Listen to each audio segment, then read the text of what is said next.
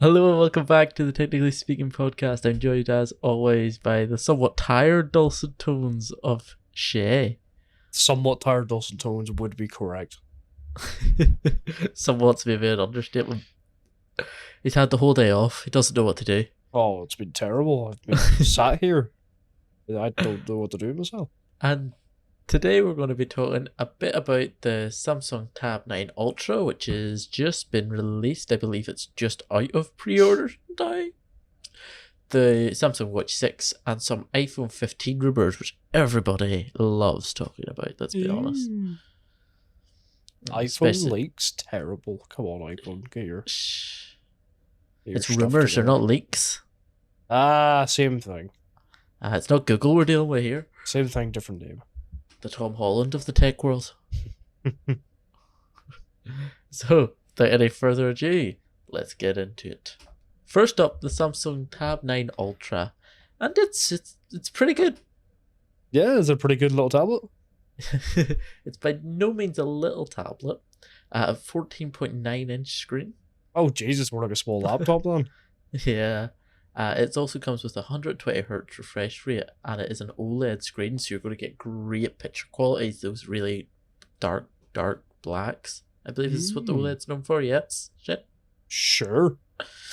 And funny you should say that it is a great little laptop, because I was debating buying this to replace my laptop. Right. Because my laptop's quite old at the minute. It's a Lenovo, so this would technically be more powerful and more versatile. I see. So, getting into some of the other specs, it comes with Samsung's latest Snapdragon 8 Gen 2 for Galaxy with a new vapor cooling system. So, it's the same ones in all their flagship phones. By the way, we're mainly focusing on the Ultra here because it's the one that interests me, although there is the Plus and the 9 as well, which are just lower spec versions. Yeah. That basically means because it's such a large area, it'll be able to process faster and better than than the phones, because it's just a larger surface area to dissipate the heat, and that vapor cooling system helps out with that. Very nice. Then they come with a minimum of 12 gigabytes of RAM, which is solid, and 11,200 milliamp hour battery, which is ginormous. That's a hefty boy. It's ginormous. And this generation is now able to support 45-watt charging as well, which is very nice. Very fast. I've heard stories of people with the 8 who literally charge it once and then don't have to charge it again for like 2-3 weeks. Oh, that's the dream. And this is getting even more upgraded. It's very much, I would say, it's very good for content watching, because you have that giant screen, fast snappy refresh rate, the OLED. It also comes with quad speakers, which are 20% larger than the previous years, although they don't appear to be better than the iPad Pro speakers at the moment. Okay. But they're getting there. They're closing the gap. The whole thing is now IP68 water and dust resilient, which means you can fully submerge the tablet. Oh. If you want to write underwater. That's good for grandma. Yeah. In case you dropped it. It is also still comes with a S Pen in the box, which is something you don't get with Apple. Oh, you have to buy it separate? Yeah. It is still IP68 water rate. The S Pen is also IP68 water rate. The S Pen is also IP68 water resilient and dust resilient, so you can write with it underwater too. And this time round, it charges on the back, Shay. Right. Magnetically. But last year you had to make sure it faced the correct way. This year it supports both ways, which is something that should have been. Yeah, I feel like that should have been in there to begin with. But it's a quality of life feature that they're all right with looking at. A big advantage that this will have over iPads, I feel, though, is you can get up to a terabyte of internal storage, which is similar to the iPads. I'm pretty sure it's the exact same, but I'll hedge my bets. The difference is you have the option with the Tab 9 Ultra for an additional terabyte of SD card storage. Ooh, very nice. 2 terabytes. Yeah, which is obviously very nice to have. Probably way more than you would need in a tablet, though, right? Yeah, but if you used it as your laptop, Oh, that's true. Yeah, whenever you're thinking of Don't doing it. Yeah. Okay. Yeah, don't forget you get the pen with it as well, so you can, you have your daily journaling, your calendar, whatever you need, all on the tablet. Mm-hmm. And also a feature that I'm probably going to use quite a lot is Samsung Dex. So Samsung Dex is available on all Samsung phones, it's everything but the watch, I'm pretty sure. Okay. What that essentially is so like say you have an S23 Ultra, if you plug that into a monitor with a mouse and keyboard, you get Samsung Dex, which is like a version kind of like a Windows slash Mac. I think it looks a bit like Linux. Interesting. It gives Linux vibe, but it's essentially just a PC then. Oh, very nice. You can't properly mouse and keyboard it up. Yeah, that's what happens with the phones. But you need to Oh. external monitor. However, the Yeah. tablet, all you need to do is equip the keyboard. So you could straight up, you don't need another monitor. Yeah, and fun fact for this tablet, if you plug it in to your PC, it can act as an external monitor, an additional monitor. Ooh, So- that's quite nice. That's The a multi-purpose tool. That is. Exactly, this is why I'm debating it, because when I'm at home, obviously I have my PC, so I'm not going to be near it. If I'm working on like a train at uni or whatever, I can type away at it, and then when I get home, plug it in, and then I have another monitor, Mm-hmm. which is actually something quite useful because I only have one monitor. Yeah. So I don't know. To be fair, am debating I'm actually looking at that and going, because one thing I'm lacking for my laptop is a second monitor. Yeah. And that would be quite nice to have one, because maybe we talked before about trying to get another external monitor, but you can't carry a monitor with you everywhere. But since this is a bit smaller than a laptop, I think this could be interesting. I might actually have a look. Yeah, they're incredibly light and thin as well. Oh, like lovely. scarily light. It might even be able to fit in my laptop bag. I don't know. I think it might be a bit large, You think so? screen wise. Wow. But it could. Although there is probably cheaper alternatives for an external monitor that's portable. Yeah. I don't know why I'm saying external monitor. Like every monitor. Every monitor's external, yeah.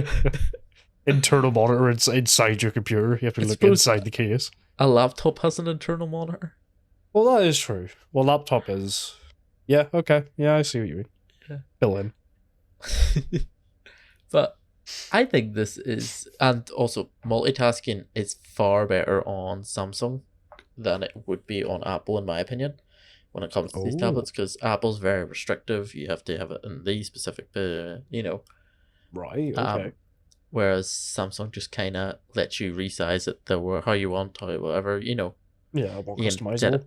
Yeah. iPads also do support, if you connect a monitor up to it, you can, type away wherever you want.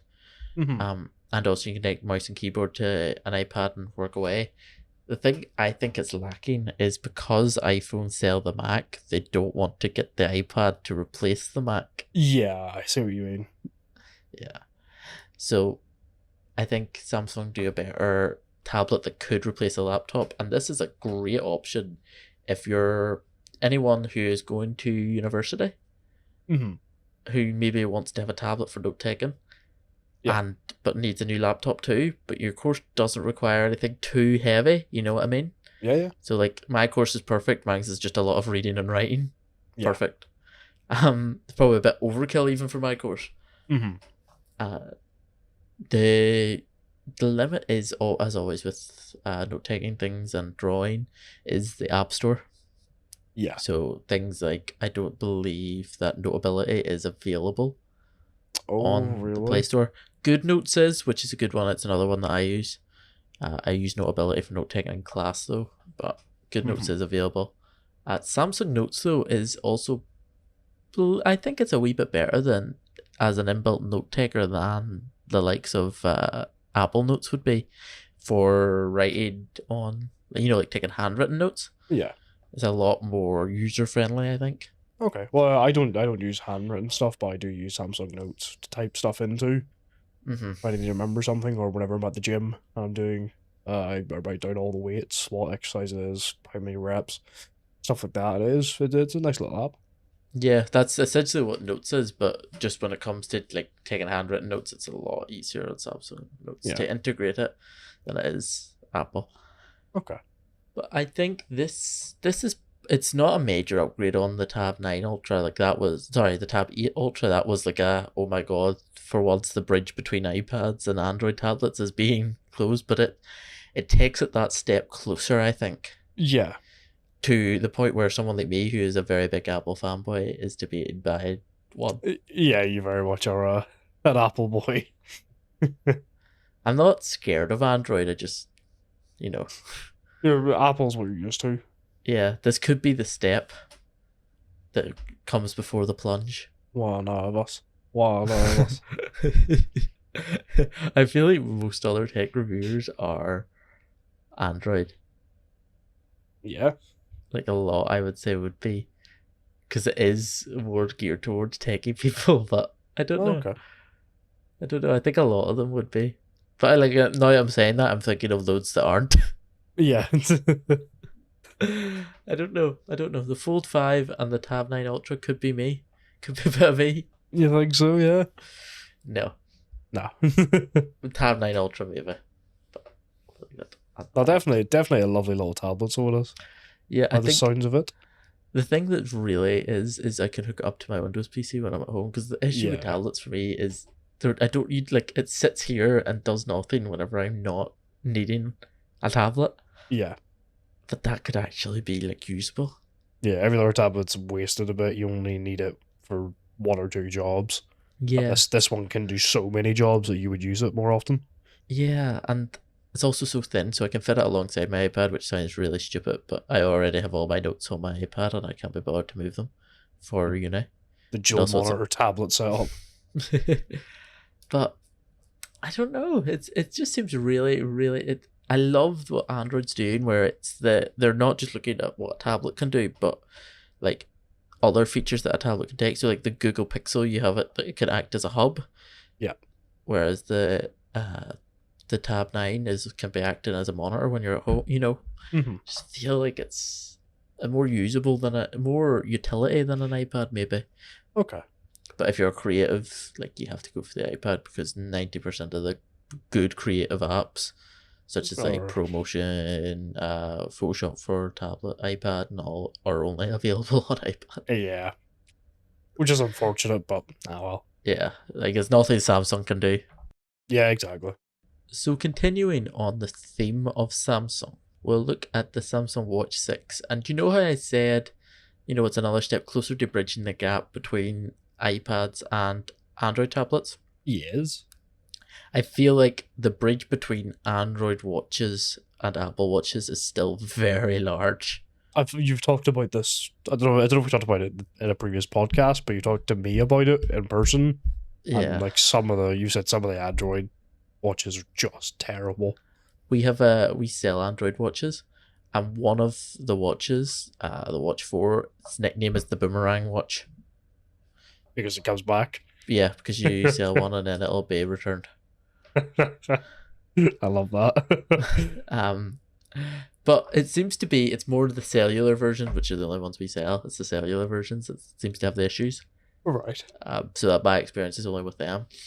So the Watch 6, display wise, you're getting a 20% larger display and 30% smaller bezel, so it's going to be a lot easier to read. Yep. Because that is another gripe.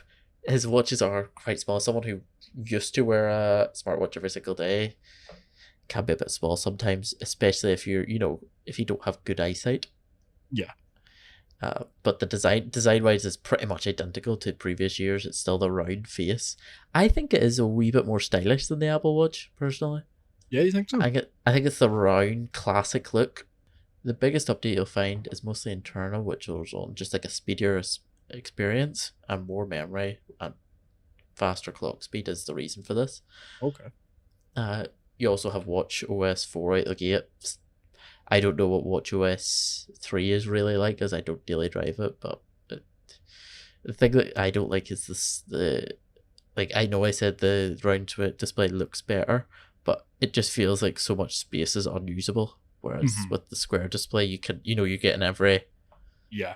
the speedier experience is also down to the faster Exynos W930 chipset. I don't know if I said that right.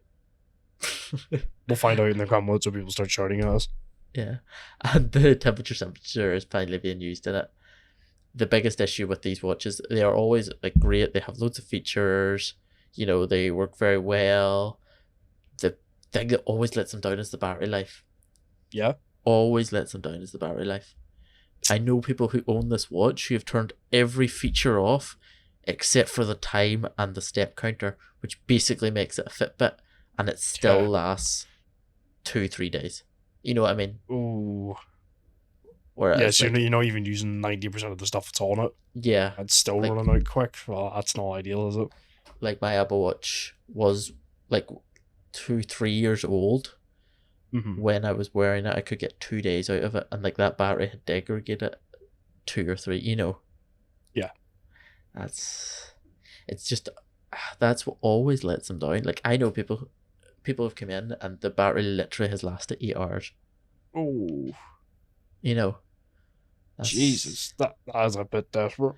I think a watch, a lot of people are like say that it should last, you know, like some people like their watch to last weeks, and I think that's just from having only normal watches, but I think that's unfair for a smartwatch.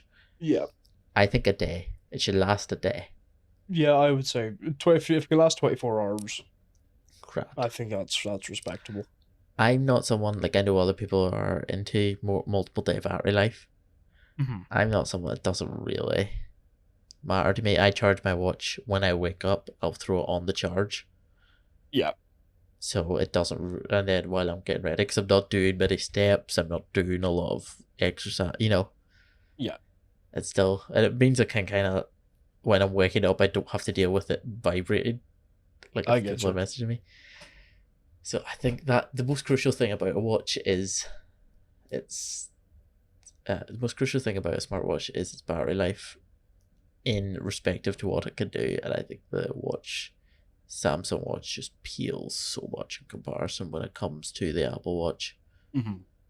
Like, it's still a very big bridge, but it's a step in the right direction. Yeah, I've just had a wee look at the price comparison of them. You're paying a wee bit more for the Series 8 Apple Watch. But I mean, like you've said, it's so much better. Yeah. It's so much better. Price will be dropping because it's coming out next month. The Series 9.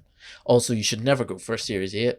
Go for an SE because they're basically the same watch except for an always on display and fall detection, I'm pretty sure. Or maybe blood oxygen level. They're basically the same watch. Yeah, the SE's a good bit cheaper as well. Yeah, that's what I used to wear every day. They're so good. I will say I do really like the sort of square rectangular display on the Apple Watches. I don't know. I feel like I like the Watch 6, the Samsung watches, just because it's a bit different. Like everyone like a lot of people wear Apple Watches. Like we see a smartwatch, it's an Apple Watch. But I am a big fan of the Watch 6 Classic. The proper leather band. You know me, I love an old school watch. Yeah. That leather band with the black and white face on it just does something for me. But like you couldn't wear it, did you? Could you imagine that leather if you were sitting sweating and doing a bit? No, it definitely wouldn't be a Fitbit sort of thing. No. I feel like that's the main reason you wear a smartwatch. That is the thing, yeah. That's probably one of the only reasons I would wear one. Well, mine was mostly used for notifications. Yeah. It's so handy just to have notifications, and then you don't have to look at your phone. Like I find myself sitting on my phone more since I lost my Apple Watch. Yeah. Because I'm now, and I miss so much more. It's just, I can't wait to get my next one. It's okay, Ethan. You can swap the leather band with an extreme sport band. Oh. There is also a normal sport band, and I don't know what the difference is. That's also a gripe with the Samsung watches. Their way you switch the bands feels really flimsy. Right. Apple's, it clicks into place, it feels solid. Okay. The Samsung bands feel kind of flimsy. Fair. Or at least in my experience. Yeah, I get you. Just not what I would like. But it's a step in the right direction. It's looking more style. It's definitely more professional looking than an Apple Watch. Mm-hmm. And they're getting faster, speedier, and improving the user experience, and not adding a whole bunch of features that no one's ever going to use, which is a lot of things wrong with Apple Watches. There's loads of features nobody ever uses. Yeah. But it's a step in the right direction. So that's enough for Samsung today. I've had enough of Samsung. I was on a high with the tablet, went back down with a watch. iPhone 15. Rumours are out. Ooh. Sadly, it looks like USB-C is going to be the major flagship feature this year. Oh. Which is kind of sad because Apple didn't even want to do it. Oh. Well, that's a bit disappointing. But it's still really nice to have. Like, of all features, that's all you would have.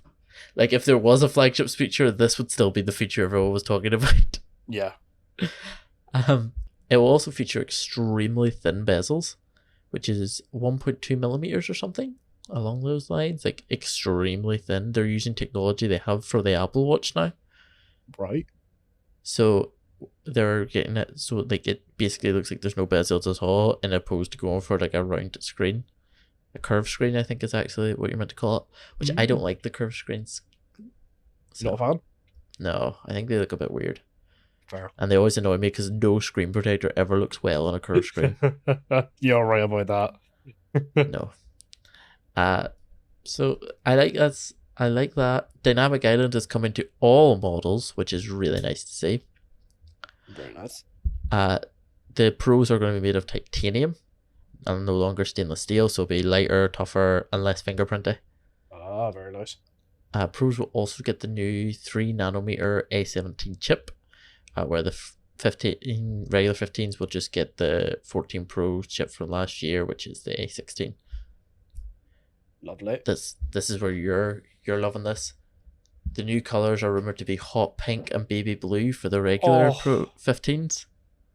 Hot very pink. Barbie. Very Barbie. I wonder why. Very Barbie. I wonder if they're trying to capitalize on the Barbie movie release.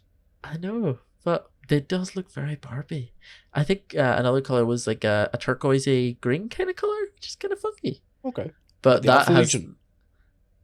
Kinda. It's more lighter. Okay. Put a picture of that on screen now, so people know, because that's no one's gonna get that. I will. And then but that's not. There's not as many rumors about that one, so I don't know what that's about. You know. Mm-hmm. And then the Pro color for this year seems to be like a crimson burgundy, which looks really nice. Is that the product red? No. That's the normal red color. Oh. For just the normal iPhones that comes out every year. If you buy one of them, fun fact, any red iPhone Apple product you buy, a portion of that goes to an AIDS foundation, because that's what Steve Jobs died of. Oh, very nice. But I don't think that'll feature on that, because it's like the Pro color this year. It's not the product red, it's crimson. Mm-hmm. Okay. I will say I'm having a look at a leaked, well, not leaked, but rumored bubblegum pink. Oh, oh, it's beautiful. That's right up your alley. Oh, it is. You're the type of person who would live in a Barbie dream house. Oh, you're damn right. And all iPhone 15s will get a new main shooter this year, with the Pro Max getting, perhaps just the Pro Max exclusively, getting a telephoto periscopic lens with either a 5x or 6x optical zoom. Ooh. So, impressions? Shay, would you like to go first? Bubblegum pink.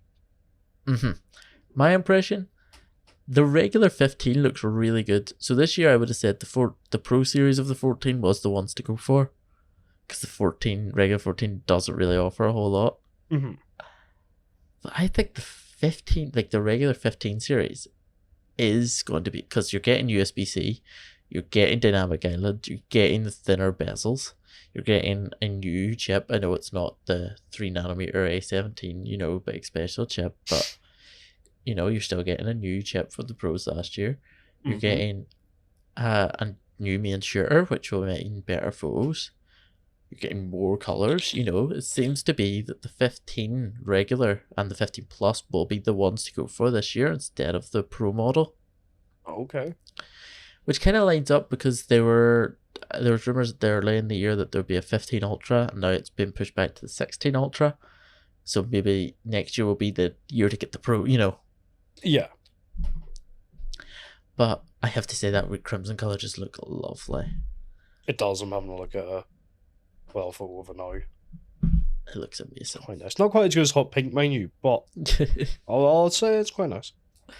And then I am a bit annoyed that the Pro Max is going to have exclusive features because I want it to go down to the regular Pro.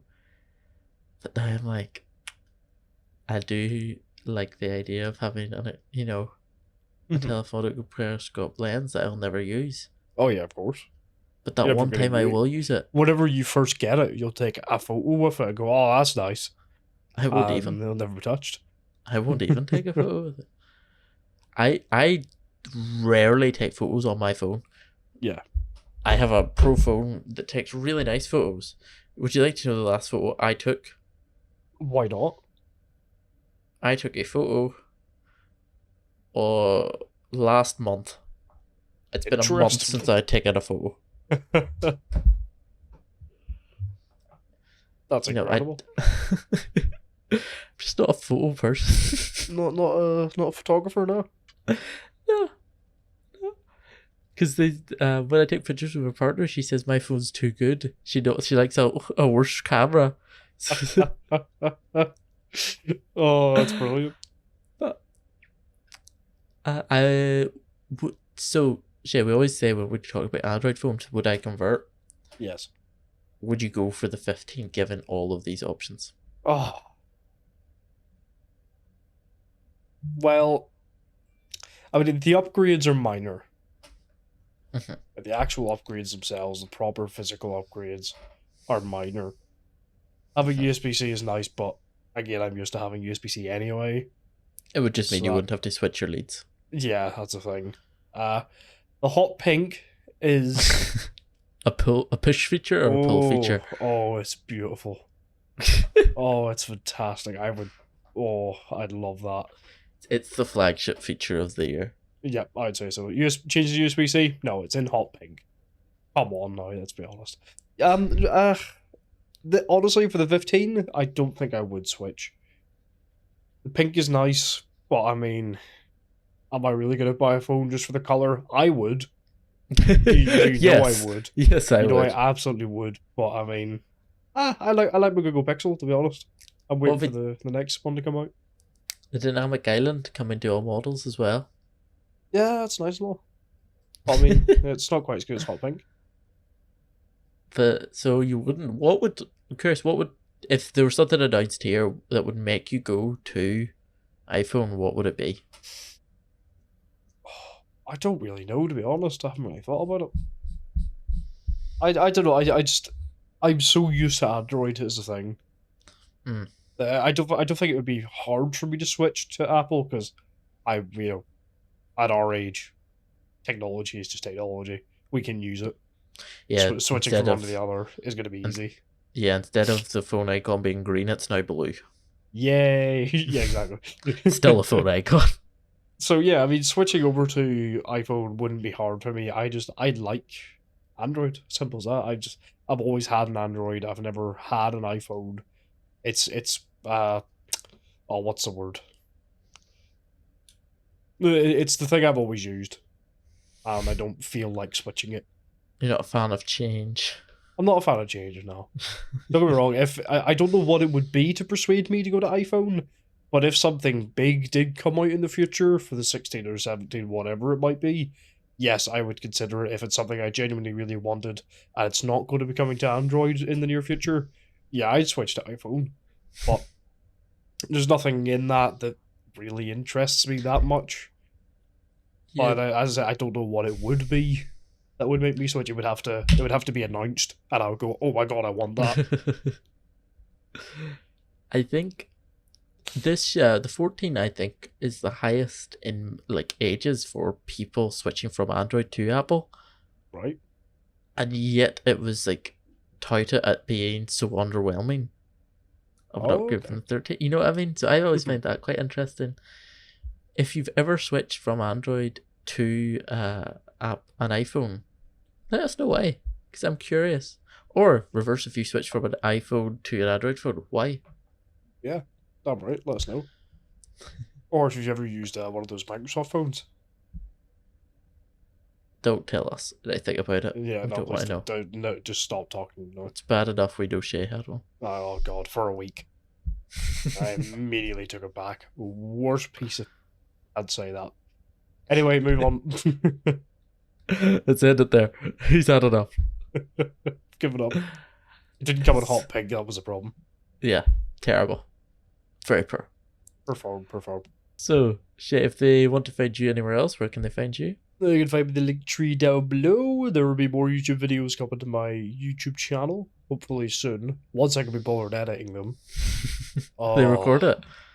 I've got what, like 4 hours of footage or something I need to break down into episodes.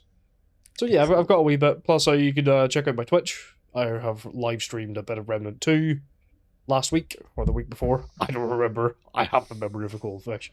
But that is also there, and I will be streaming that whenever I get the time to. Mm-hmm. And if you want to hear more from me, you can find my link tree below. Mainly TikTok or Instagram. I know I didn't post anything this week. I just was so hectic. Blasphemy. We'll get a good gadget gab in soon. I have a couple of things coming in that I want to talk about. So keep an eye on that. And yeah, so if you want to support the channel, please like, subscribe, share the video, and remember to ring the bell so that you know when we're uploading. And also, you have 19 other episodes to go and watch if you haven't. Yeah, so go watch if you enjoyed this one, give it a watch. And yeah, I think that's everything. So from me and Shay, we'll see you next week. Bye.